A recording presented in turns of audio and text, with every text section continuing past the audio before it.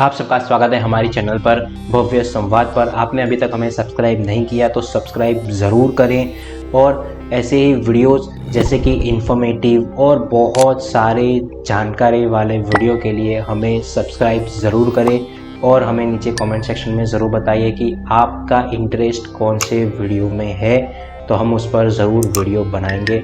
तो चलिए जल्दी से चलते हैं हमारी वीडियो की तरफ। आज हम ऐसे आदमी की बात करने वाले हैं जिसने बड़े बड़े उद्योगपतियों को उल्लू बनाया हुआ है और हमारे देश के कुछ ऐसे टूरिस्ट प्लेसेस हैं उनको भी बाहर के देश के लोगों को बेचा हुआ है और प्रधानमंत्री से लेकर बहुत सारे लोगों को उसने उल्लू बनाया हुआ है। जी हाँ, मैं उसी की बात कर रहा हूँ, मिस्टर नटवरलाल, जिनका असली नाम था मिथिलेश कुमार श्रीवास्तव। आपने शायद नटवरलाल का नाम सुना होगा कहीं ना कहीं। ऐसी एक पिक्चर भी बन चुकी है जिसमें बॉलीवुड के महानायक अमिताभ बच्चन ने भी काम करा हुआ है और वो फिल्म इसी कारनामों पर बेस्ड थी और इसीलिए उसका नाम मिस्टर नटवरलाल रखा गया था। 2014 में इमरान हाशमी की फिल्म भी आई थी राजा नटवरलाल, वो भी कुछ इसी किस्सों पर बेस्ड थी। सो बात करें मिस्टर नटवरलाल की तो उनके बचपन में जब उनके पड़ोसी की हालत अच्छी नहीं थी तब उनके पड़ोसी ने मिस्टर नटवरलाल को बोला था कि भाई मेरे बैंक अकाउंट से थोड़े पैसे उठा कर लेकर आओ, तो उन्होंने एक कागज़ पर साइन करके दिया था और उसके ज़रिए उन्हें बैंक में से पैसे लाने थे। वो पैसे लेकर तो आ गए पर दूसरे दिन उनके पड़ोसी की फेक सिग्नेचर करके सारे के सारे पैसे उठा लिए और फिर बाद में वो पकड़े गए।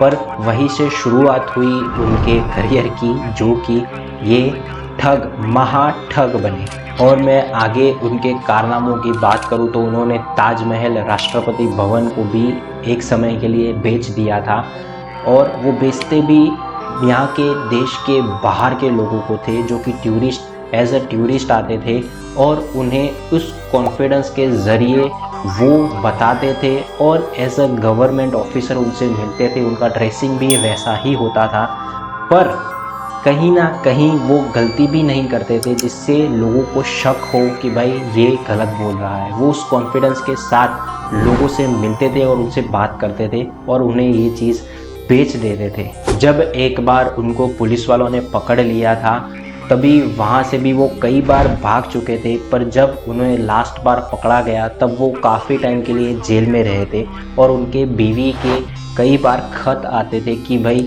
हमारे पास खाने के लिए कुछ भी नहीं है, आप प्लीज़ हमें कुछ पैसे दे दीजिए, पर वो उसका रिप्लाई नहीं करते थे। तो एक दिन दया आकर जब जेलर ने उनसे कहा कि भाई आप अपनी बीवी को रिप्लाई करें, तो उन्होंने रिप्लाई करा और जब वो खत उन्होंने जेलर को दिया तो जेलर ने उस पत्र को छुपके से पढ़ लिया और उसमें ये लिखा गया था कि खेत में कई सारे रुपए मैंने छुपाए हुए हैं, आप वहाँ पर जाकर खोदिए और उस चीज़ को निकाल लीजिए।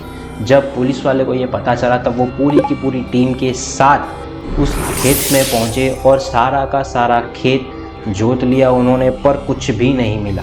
और दूसरे दिन उन्होंने फिर से अपनी बीवी को ये खत लिखा कि आप लोगों का खेत जो है वो मैंने जोतवा दिया है पुलिस वालों से, आप अब उसमें किसान की तरह मजदूरी कीजिए, आप वहाँ पर अनाज उगाइए और खाइए। उन्होंने इसके ज़रिए पुलिस वालों को भी बेवकूफ़ बनाया। बहुत सारे ऐसे किस्से थे और जब वो लास्ट बार पकड़े गए तब उनके ऊपर बहुत सारे मुकदमे हुए और ऐसे ही वो लोगों को बेवकूफ़ बनाते रहे और एक दिन वो पकड़े तो गए थे। सज़ा उन्हें मिली थी, वो 110 साल की थी, मतलब कि वो उम्र कैद के ज़रिए ही जा सकते थे। तो इस तरह नटवरलाल महाठग बने और वो इस तरह से लोगों को बेवकूफ़ बनाकर ऐसे उन लोगों के साथ धोखाधड़ी करते थे। तो आपको वीडियो कैसा लगा हमें कमेंट सेक्शन में ज़रूर बताइएगा। Thank you so much for watching और हमें सब्सक्राइब नहीं किया तो जल्दी से हमें सब्सक्राइब करें।